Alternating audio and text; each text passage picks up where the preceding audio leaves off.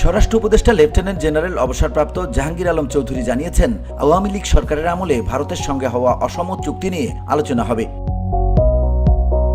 বুধবার সচিবালয়ে BGB BSF মহাপরিচালক পর্যায়ের সীমান্ত সম্মেলন নিয়ে সংবাদ সম্মেলনে তিনি বলেন, আসন্ন বৈঠকে ভারত বাংলাদেশ সম্পর্কে আস্থা ফেরানো, সীমান্ত হত্যা বন্ধ, 150 গজের মধ্যে নির্মাণ কাজের নিয়ম মেনে চলা ও ভারতীয় গণমাধ্যমে মিথ্যা সংবাদ বন্ধের বিষয়ে আলোচনা হবে।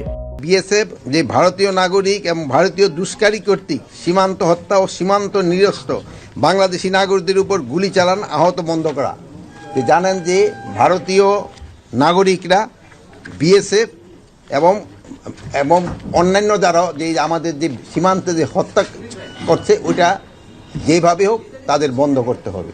এটা কোনোভাবেই গ্রহণযোগ্য না, এটা ইন্টারন্যাশনালিও এবং যে কোনো জায়গায় হোক না। এটা অনেক সময় দেখা গেছে যে বিএসএফ কর্তৃক এবং তাদের এই যে দুষ্কৃতিকারীরা আমাদের বাংলাদেশি নাগরিক ধরে নিয়ে যায় বর্ডার থেকে কৃষিকাজ করার সময়। এটা যেভাবে হোক এটা যেন তারা না করে, এই জন্য তাকে বলা। তারপর ভারতীয় নাগরিকদের সীমানা লঙ্ঘন করে, অনেক সময় তারা সীমানা লঙ্ঘন করে অবৈধভাবে পারাপারের চেষ্টা করে, এই জিনিসটাগুলি যেন না হয় এই ব্যাপারে আলোচনা হবে। VOD Bangla news desk. যে নদী আছে এই নদীগুলি পানিটা যেন সুষম বন্টন হয়।